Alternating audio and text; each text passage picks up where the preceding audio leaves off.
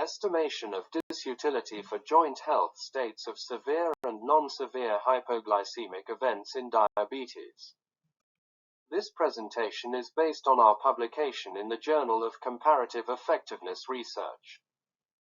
We will focus on how to estimate the disutility for joint health states of severe and non-severe hypoglycemic events in this presentation. Another presentation will cover the review of disutility due to hypoglycemia. The outline of this presentation. We will start with background. Hypoglycemia is a common condition for people with type 1 or type 2 diabetes. It is characterized by low blood glucose levels and can be asymptomatic or symptomatic. By clinical definition, non-severe hypoglycemic events can be self-treated by eating or drinking food items containing carbohydrates, while severe hypoglycemic events require assistance from another person.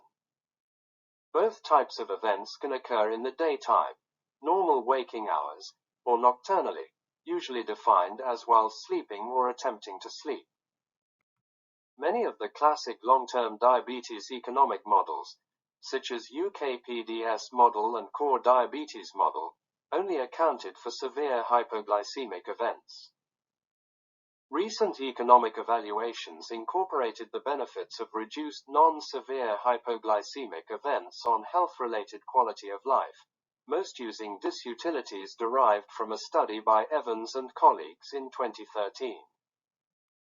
Evans' study defined 13 health states to describe different types and frequencies of hypoglycemic events and elicited time trade-off utilities from 8,286 adults from the general population in 5 countries: Canada, Germany, Sweden, United Kingdom, and United States. The authors estimated that the average disutility per single hypoglycemic event. However, this study did not estimate disutility or utility for joint health states with different types of hypoglycemic events. Based on the results of this study, later economic evaluations used either a linear additive or log additive method to estimate the overall health impacts of different types of hypoglycemic events. This linear additive method has 2 possible concerns. The relationship between the frequency of hypoglycemic events per year and the overall effect of hypoglycemia on utility is not linear. As the frequency of hypoglycemic events increases, utility per event decreases at a variable rate. The additive approach may be not appropriate for estimating overall impact on utility for different types of hypoglycemic events because the types of events are highly correlated. The log additive method overcomes our first concern regarding the nonlinear association, but it does not directly address how to account for the correlation between severe and non-severe hypoglycemic events. The objective of the present study was to suggest new approaches to estimate the disutility for the joint health states of severe and non-severe hypoglycemic events with appropriate consideration of the cumulative impact of different types of hypoglycemic events. Method. There are several published studies of disulites due to hypoglycemia.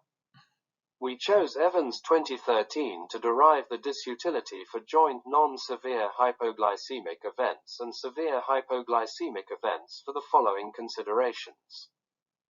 This study reported disutilities for different severity levels and frequencies.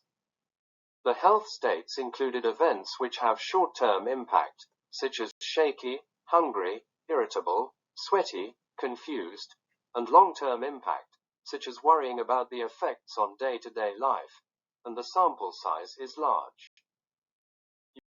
Using a Canadian survey, we defined 6 hypothetical scenarios based on the median, 10th percentile and 90th percentile of simulated Poisson distribution data of hypoglycemic events for type 1 and type 2 diabetes.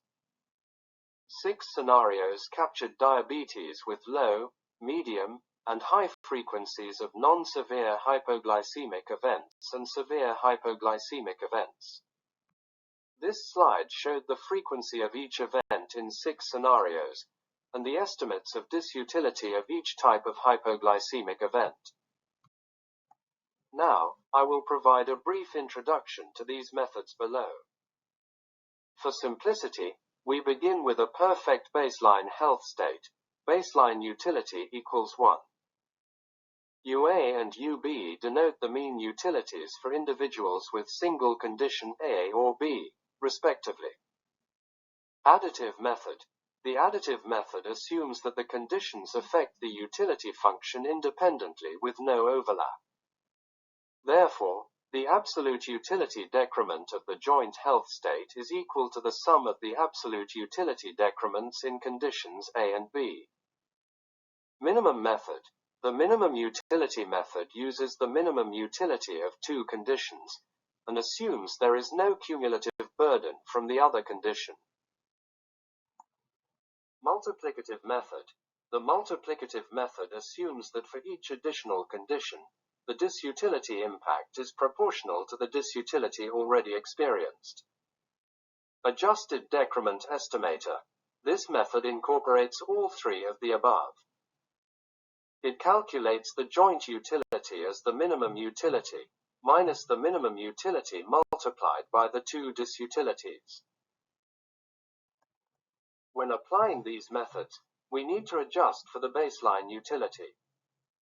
This slide presents the formulae for estimating the joint disutility for 4 types of hypoglycemic events with an adjustment of baseline utility. The appendix of our article details the application of these formulae for our examples.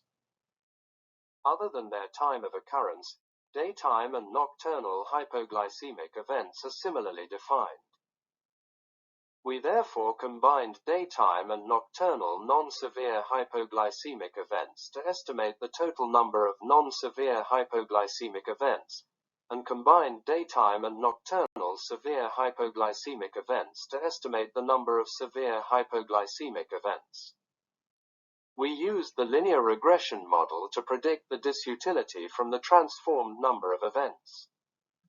We used 6 different methods to transform the total number of non-severe hypoglycemic events per year. We used R-squared, the sum of squares due to error, and mean absolute error to evaluate the prediction models. Based on the best fitted model, we predicted the disutility from the transformed number of events. We used the adjusted decrement estimator and multiplicative method to estimate the joint utility of diabetes-specific health states with both severe and non-severe hypoglycemic events. We did not use the additive method because it assumes that each condition independently affects the disutility, or the minimum utility method because it does not account for the additional impact from other conditions. The appendix of our article details the application of these methods for our examples. Construct validation. We used 2 approaches to validate the findings. Firstly, we compared the estimated disutility of the average type 1 diabetes, scenario 1, and type 2 diabetes, scenario 4, by different methods with the adjusted disutilities in our review.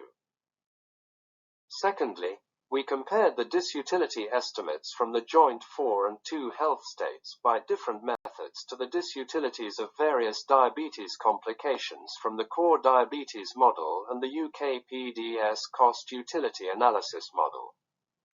Now, I will present the results of this study.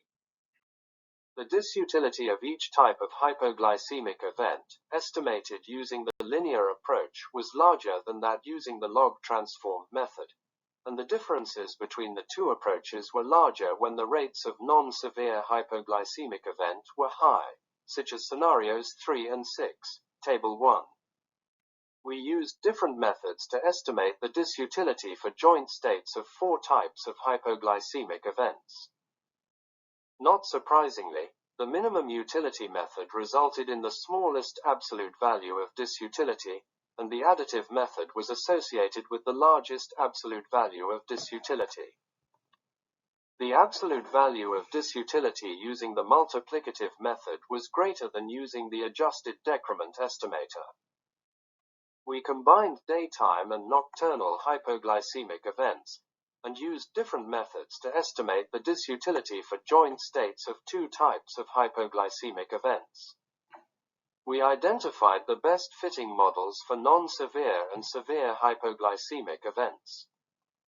We then used these models to predict the disutilities for non-severe and severe hypoglycemic events in 6 hypothetical diabetes scenarios. We then estimated the disutilities for joint non-severe and severe hypoglycemic events using the adjusted decrement estimator and multiplicative method. The adjusted decrement estimator method is likely to provide more conservative and less biased estimates. Both the adjusted decrement estimator and multiplicative methods estimated higher utilities, or smaller absolute values of disutility, than the linear additive and log additive methods. We find that the adjusted decrement estimator method resulted in smaller utility decrements, which are closer to the disutility reported in publications. Furthermore, when frequencies of non-severe and severe hypoglycemic events are high, scenarios 3 and 6, the absolute values of disutility are very large using the additive and multiplicative methods. We can interpret adjusted decrement estimator model to mean that when a person with diabetes has severe hypoglycemic events, the additional health impact from non-severe hypoglycemic events is marginal. We had additional thoughts on estimating joint utility. The underlying assumptions for the additive and minimum utility methods are not suitable for hypoglycemic events. Adjusted decrement estimator better captures the strong correlation between different types of hypoglycemic events, stronger than the correlation between asthma and angina, for example. Conclusions. Our proposed methods for estimating the disutilities for joint health states of severe and non-severe hypoglycemic events overcome the limitations of the previously used linear additive and log additive methods. It provides a different perspective on the estimation of Cowley for hypoglycemic events and is recommended for economic evaluations of interventions for the treatment of hypoglycemia. Here is the timeline of this article. Thank you.